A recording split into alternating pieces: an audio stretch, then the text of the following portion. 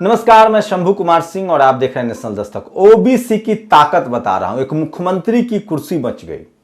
आप सोच रहे होंगे मैं क्या बोल रहा हूं। मैं लिख के दे रहा हूं।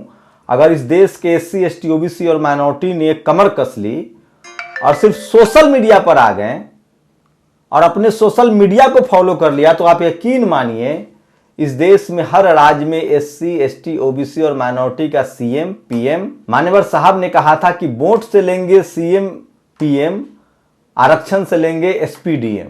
वो सपना सच होता दिख रहा है। मैं क्यों कह रहा हूं तो सोचिए, इस देश की आजादी के बाद 70-75 सालों तक मुट्ठी भर लोग सीएम, पीएम बनते रहे। बिहार में, देश के तमाम राज्यों में देखिए, आज भी 22% आबादी वाला मुसलमान इस देश के किसी राज्य में सीएम नहीं है। इक्का दुक्का गवर्नर है। वजह क्या है कि हम टुकड़ों में बटे हुए, एससी अलग है, एसटी अलग है, ओबीसी अलग है, माइनॉरिटी अलग है। जबकि इस देश के तमाम माइनॉरिटी के जो लोग हैं, चाहे वो सिख समुदाय के हों, चाहे मुस्लिम समुदाय के हों, चाहे क्रिश्चियन समुदाय के हों, चाहे जैन समुदाय के हों, कोई भी हो, वो सब ओबीसी कम्युनिटी में आते हैं, ओबीसी का आरक्षण लेते हैं, मिलता है उनको। लेकिन अब वो वक्त आ गया है। सोचिए, भूपेश बघेल मुख्यमंत्री हैं छत्तीसगढ़ के, 70 विधायक हैं वहां कांग्रेस के पास, 68 है टोटल, 72 समर्थन है निर्दलियों का। वहां टीएस सिंहदेव राजपूत नेता है। वो चाहते थे कि हम मुख्यमंत्री बने, वो मुख्यमंत्री बनना चाहते थे। लेकिन भूपेश बघेल ने एन मौके पर, शुरुआत में भी हुई थी, लेकिन सोचिए कि इस देश के 90% आबादी जो है वो एससी, एसटी, ओबीसी और माइनॉरिटी की है। आप भाई साहब क्यों बन जाएंगे सीएम? ओबीसी सीएम क्यों नहीं बनेगा? पहली बात तो इस देश में मैं बता दूं कि बीजेपी और कांग्रेस मजबूत पार्टी नहीं है। वो पैसे वाली पार्टी है, सवर्ण लीडरशिप वाली पार्टी है। ममता बनर्जी, इस देश में मजबूत पार्टी है सपा, बसपा, आरजेडी, चाहे डीएमके, यहां तक कि नीतीश कुमार की जेडीयू। क्योंकि ये ओबीसी दलों की पार्टियां हैं, शेड्यूल कास्ट की पार्टियां हैं। यहां तक कि ओवैसी मजबूत नेता है जिनके पास 22% उनके समाज का वोट है, अगर जाति के हिसाब से बात कर ले या कैटेगरी के हिसाब से बात कर ले तो। लेकिन इन लोगों के पास पैसा नहीं है, यूनिटी नहीं है। कांग्रेस, बीजेपी जो ये दल हैं, या ममता बनर्जी के दल हैं, या नवीन पटनायक के दल हैं, ये सारे जो दल हैं ये पैसे वाले लोग हैं। और इन्होंने कर क्या रखा है कि तमाम सवर्ण दलों में SC cell, minority cell, OBC cell, tribal cell बना रखा है। आपको मान्यवर साहब दलितों के नेता, अंबेडकर दलितों के नेता, जगजीवन बाबू दलितों के नेता, अटल बिहारी वाजपेयी राष्ट्रीय नेता, वाजपेयी राष्ट्रीय नेता, ओवैसी मुसलमानों के नेता। तो ये मीडिया आपको बेवकूफ बनाती है, आपके नेताओं को बेवकूफ बनाती है। लेकिन अब सोशल मीडिया की ताकत आ गई है। कल भूपेश बघेल ने क्या किया? भूपेश बघेल मुख्यमंत्री बने थे, कहा था 2.5 साल मैं रहूंगा, यहाँ 2.5 साल टीएस सिंहदेव बाद में बन जाएंगे। अब जब टीएस सिंहदेव को बनाने की बारी आई तो भूपेश बघेल ने साफ साफ कहा कि भैया मैं ओबीसी हूं, 60% आबादी है मेरी, और 70 में 60 विधायक मेरे साथ हैं। और आपको भरोसा नहीं होगा, कल परेड हुई, एससी, एसटी, ओबीसी के, माइनॉरिटी के जितने विधायक थे वो सब भूपेश बघेल के साथ आ गए और टीएस सिंहदेव के साथ सिर्फ सवर्ण विधायक रह गए। इक्का दुक्का सवर्ण भी भूपेश बघेल के साथ आ गए, जो हवा भांपते हैं, मौसम वैज्ञानिक होते हैं ये लोग, और उनकी कुर्सी बच गई। राहुल गांधी की हिम्मत नहीं हुई कि उसकी कुर्सी हटा दें। और पता है एक और वजह थी उसमें, प्रभारी पीएल पुनिया शेड्यूल कास्ट से आते हैं, के राजू महासचिव वो शेड्यूल कास्ट से आते हैं। तो वहां भूपेश बघेल, पीएल पुनिया और के राजू थे, 3 लोग शेड्यूल कास्ट के थे। लीडर ऑफ अपोजिशन कांग्रेस में खड़गे साहब हैं, वो शेड्यूल कास्ट से आते हैं। राहुल गांधी स्टैंड ले रहे थे टीएस देव की तरफ, प्रियंका ने स्टैंड लिया भूपेश बघेल की तरफ, और भूपेश बघेल की कुर्सी बच गई। लेकिन ये न तो राहुल गांधी ने कुर्सी बचाई है, न भूपेश बघेल बचाए हैं। ये ओबीसी की ताकत, एससी, एसटी, ओबीसी, माइनॉरिटी के जो विधायकों ने उनको साथ दिया है, उसकी ताकत है। और इसीलिए मैं कह रहा हूं, इस देश के हर राज्य में अब ओबीसी को मुख्यमंत्री, शेड्यूल कास्ट को मुख्यमंत्री, माइनॉरिटी को मुख्यमंत्री बनाना होगा। और एससी, एसटी, ओबीसी, माइनॉरिटी को आपस में बातचीत करनी चाहिए। कहीं सीएम, कहीं डिप्टी सीएम बनाना पड़ेगा। आपको हर राज्य में मुसलमानों का वोट चाहिए तो उनको पार्टिसिपेशन देना पड़ेगा। आप बनाइए उनको डिप्टी सीएम। अगर आप 60% ओबीसी हैं तो आप बनिए, लेकिन आप शेड्यूल कास्ट का, माइनॉरिटी का बनाइए डिप्टी सीएम। कोई जाट बहुल राज्य है वहां जाट सीएम हो, कोई गुर्जर बहुल राज्य वहां गुर्जर सीएम हो। ये सब ओबीसी की जातियां, किसान जातियां हैं। कहीं पटेल बहुल है, पटेल हो, लेकिन बीजेपी ऐसा नहीं करती है। हरियाणा में जाट बहुल है, वहां खट्टर सीएम। गुजरात में पटेल बहुल राज्य है, वहां रूपानी सीएम, बनिया सीएम। मध्य प्रदेश में तो मैं फिर कह रहा हूं कि जो लोग खुद सीएम पीएम बन सकते हैं वो बेवकूफी की वजह से, लेकिन अब जनता बहुत जागरूक हो रही है। सोशल मीडिया की ताकत देखिए, सोचिए संसद में 131 और 182 और इसमें माइनॉरिटी भी जोड़ दीजिए, 300 सांसद होते हैं एससी एसटी ओबीसी के। चाहे तो अपना प्रधानमंत्री बना सकते हैं। इनके पास बाबा साहब ने सत्ता की चाबी थमाई है, लेकिन ये लोग छोटे छोटे लालच में बड़ा बड़ा लक्ष्य छोड़ रहे हैं। लेकिन ये जनता समझ गई है, और अब जनता किसी कीमत पर एससी एसटी ओबीसी माइनॉरिटी के लोगों को लगने लगा है कि हम दूसरे दर्जे के नागरिक हैं। ये हमें जज नहीं बनने दे रहे हैं, ये हमें प्रोफेसर कॉलेज में नहीं बनने दे रहे हैं, ये हमें बिजनेसमैन नहीं बनने दे रहे हैं, ये हमें मंत्री टॉप 10 में है। डिफेंस मिनिस्टर कौन है, रक्षा मंत्री कौन है, फाइनेंस मिनिस्टर कौन है, रेल मिनिस्टर कौन है, ये सब हमें बनने नहीं दे रहे हैं। हमें झुनझुना थमा रहे। दलित हो तो सोशल जस्टिस मंत्री, पिछड़ा हो तो खाद्य मंत्री बन जाओ, यही इनकी आपकी हैसियत है। ये समझना पड़ेगा इस देश के बहुजनों को। अगर नहीं समझेंगे तो बर्बाद हो जाएंगे, आपके बच्चे सड़कों पर आ जाएंगे। एससी एसटी ओबीसी माइनॉरिटी का कलेक्टर है, वो आईएएस भी कलेक्टर नहीं बन पाता है। तो ये ताकत आपको पहचाननी पड़ेगी। और भूपेश बघेल जी, आपके सामने लक्ष्य है 27% रिजर्वेशन कंप्लीट कीजिए। आप ओबीसी होने की वजह से बचे हैं, नहीं तो नाप दिए जाते। और एससी एसटी ओबीसी माइनॉरिटी के विधायकों ने आपको बनाया है। गुजरात है, वहां ट्राइबल सीएम, माफ कीजिएगा, झारखंड में ट्राइबल सीएम है हेमंत सोरेन। ऐसा एक कॉम्बिनेशन बनाना पड़ेगा।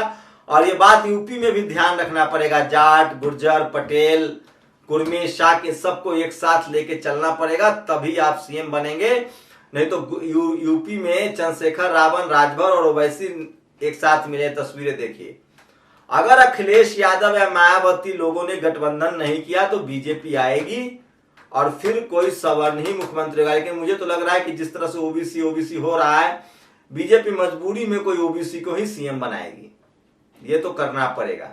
तो ओबीसी के हाथ में अब दोनों हाथ में रसगुल्ला है। जरूरत है ओबीसी के लोग एकजुट हो और उनके नेता उनके हक अधिकार को सुरक्षित करें।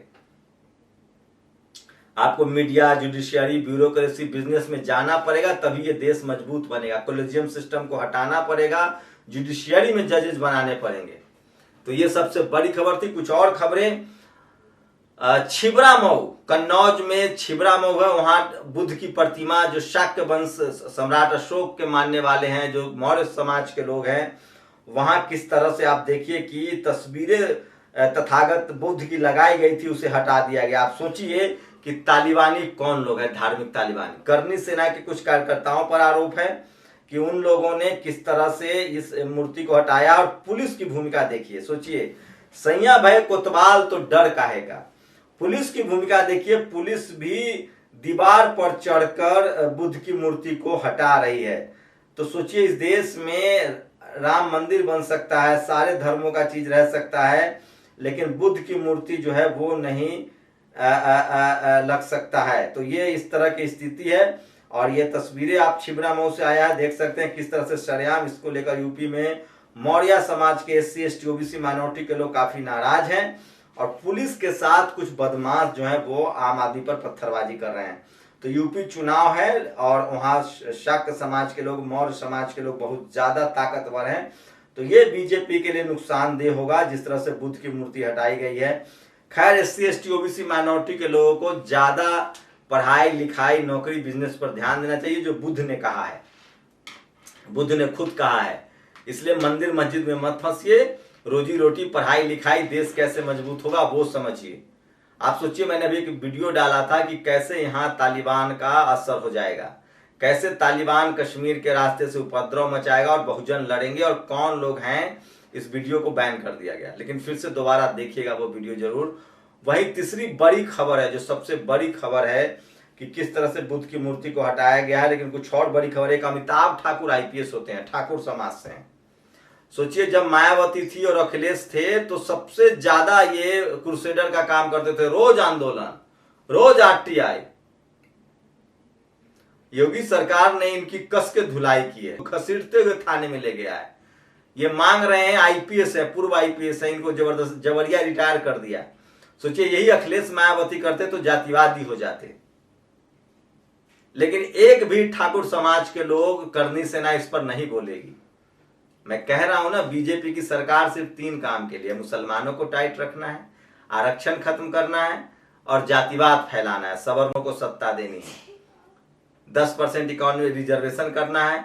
आज एक विकास भदौरिया है एबीपी का एंकर, वो कह रहा है रावण को कि मंदिर बनने से रोजगार मिलता है। रावण ने करारा जवाब दिया कि रोजगार मिलता है, एससी एसटी ओबीसी माइनॉरिटी के लोग खाली चंदा चढ़ाएंगे और पंडित जी लोग लूटेंगे, यही रोजगार मिलता है। वीडियो नहीं दिखा सकते, मजबूरी है, लेकिन बातों पर भरोसा कीजिए। वो तमाम खबरें जो सोशल मीडिया पर आपके लिए जरूरी है वो मैं लेकर आता हूं। और सोशल मीडिया ही बहुजन मीडिया है, सोशल मीडिया ही सच्चा मीडिया है। सोशल मीडिया से लगातार जुड़े रहिए। और ये है चंद्रशेखर रावण की तस्वीर। आज वो ओबीसी के लोग जो धरना प्रदर्शन कर रहे हैं, 69,000 भर्ती घोटाले, शिक्षक घोटाले में जो गड़बड़ी हुई है, वो गए हैं। तो ये तस्वीरें हैं शानदार। और स्वरा भास्कर का एक तस्वीर बहुत ज्यादा वायरल हो रहा है, जिसमें वो पूजा पाठ करते। सोचिए, जो अंबेडकर का फोटो हाथ में ले ले, जो खुद को कम्युनिस्ट कहे, तो कन्हैया और स्वरा भास्कर की तस्वीरें बहुत ज्यादा। ये मत कहे कि उनका निजी फैसला उन्होंने सार्वजनिक इसका किया है। और ओबीसी कमीशन भी मान चुका है। और देखिए, तमाम बड़ी खबरें दिखा। ये देखिए, एक बच्ची जिसका हाथ तोड़ दिया गया, ओबीसी जो आरक्षण की मांग कर रही थी। और गुजरात हाई कोर्ट ने बहुत बड़ी लतार लगाई है।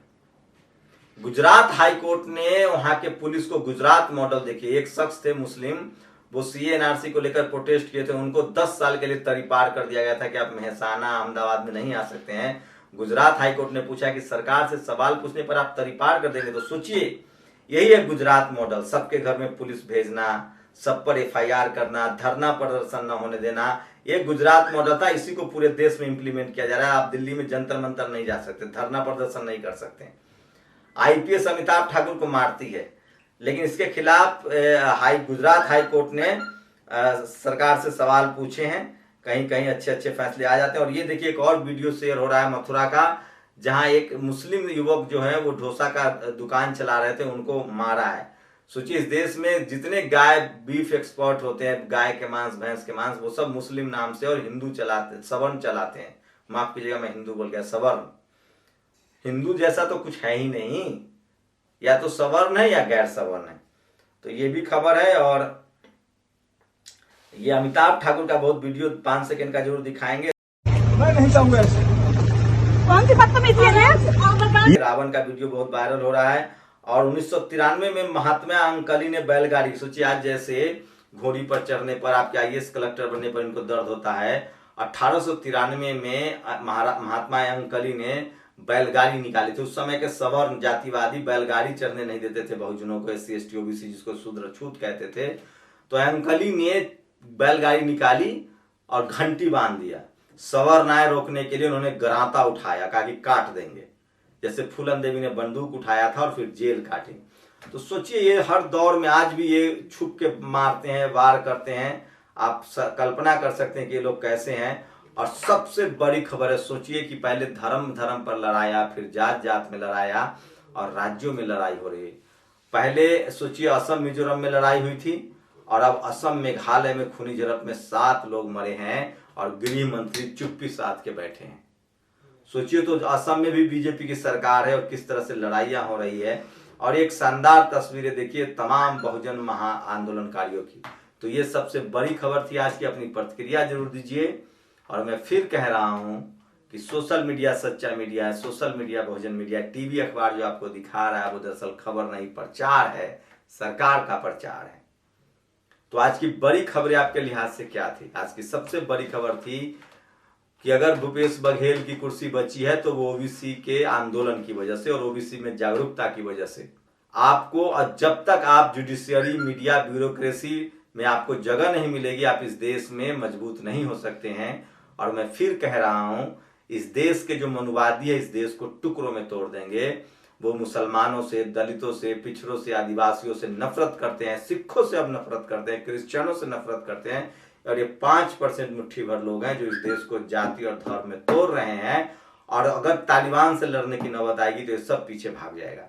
ये वही लोग हैं जो अपने बच्चों को विदेश में पढ़ाता है और आपको कहता है कि यहाँ संस्कृत पढ़ो, अंग्रेजी मत पढ़ो। ये वही लोग हैं जो खुद तो 5 स्टार होटल में रहते हैं और आपके बच्चों को कहते हैं कि गुरुकुल में जाना होगा। ये वही लोग हैं जिनके बच्चे प्राइवेट स्कूलों में पढ़ते हैं और आपके बच्चे को ये मदरसों में भी बंद करवाना चाहते हैं, सरकारी स्कूल को भी बर्बाद कर रहे हैं। ये वही लोग हैं, किसी ने आज सच लिखा है, ये वही लोग हैं जो निजीकरण के पक्ष में है, ये वही लोग हैं जो संविधान के खिलाफ है, ये वही लोग हैं जो मुसलमान, दलित, पिछड़े, आदिवासी से नफरत करते हैं, आरक्षण से नफरत करते हैं। आज किसी ने निजीकरण जिस तरह से मोदी जी कर रहे हैं उस पर सही लिखा है कि आप 20,000 का मोबाइल खरीदते हैं, कोई लफंगा मोबाइल आपका छीन के ले जाता है और वो कितने में बेच देता है? 1,000 में, क्योंकि उसने वो मोबाइल खरीदा नहीं था। 1,000 भी उसको लगता है कि ज्यादा है।